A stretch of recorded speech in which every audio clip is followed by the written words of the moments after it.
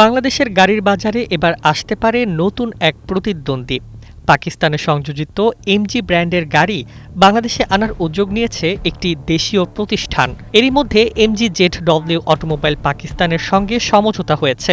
পরিকল্পনা অনুযায়ী চলতি বছর পরীক্ষামূলকভাবে আসবে ১০০টি গাড়ি, আর সবকিছু ঠিক থাকলে আগামী ৪ বছরে বাংলাদেশে ঢুকতে পারে মোট ৫,৮০০টি গাড়ি। শুনতে আকর্ষণীয়, কারণ নতুন ব্র্যান্ড মানেই ক্রেতাদের সামনে আরও বেশি বিকল্প, দামের প্রতিযোগিতা এবং সেবার মান বাড়ার সম্ভাবনা। কিন্তু এখানেই সামনে আসছে বড় প্রশ্ন, গাড়িগুলো আসলে কতটা নিরাপদ? পাকিস্তানের গাড়ি রপ্তানির ইতিহাসও খুব বড় নয়।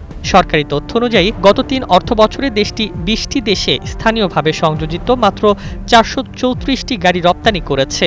সেই তুলনায় বাংলাদেশে ৫,৮০০ ইউনিট পাঠানোর পরিকল্পনা বেশ উচ্চাভিলাষী।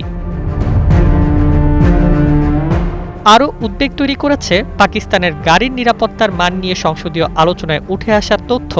২০২৫ সালে আইন প্রণেতাদের জানানো হয়েছিল, আন্তর্জাতিকভাবে স্বীকৃত ২০০টি গাড়ি নিরাপত্তা মানদণ্ডের মধ্যে স্থানীয় নির্মাতা ও সংযোজনকারীরা মাত্র ১৮টি অনুসরণ করছে। তবে এই তথ্যকে সব পাকিস্তানি গাড়ির অনিরাপত্তার সরাসরি প্রমাণ বলা যাবে না।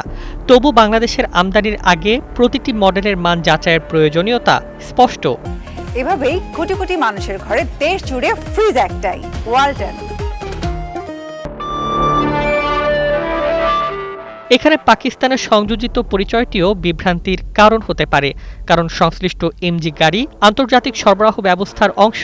ফলে আসল প্রশ্ন হওয়া উচিত, গাড়িতে কয়টি এয়ারব্যাগ আছে, এবিএস ও ইলেকট্রনিক স্ট্যাবিলিটি কন্ট্রোল রয়েছে কিনা, ক্র্যাশ টেস্টে ফল কেমন, নির্গমন মান কতটা পূরণ করে এবং দীর্ঘমেয়াদে রক্ষণাবেক্ষণ ব্যয় কত।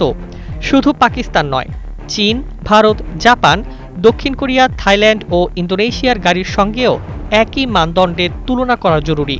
কারণ শেষ পর্যন্ত সিদ্ধান্ত নেবে বাজার। কূটনীতি গাড়ি বাংলাদেশে আনতে পারে, কিন্তু রাস্তায় কোন গাড়ি টিকবে সেটি ঠিক করবেন ক্রেতারাই। Desk report, Bangladesh bulletin.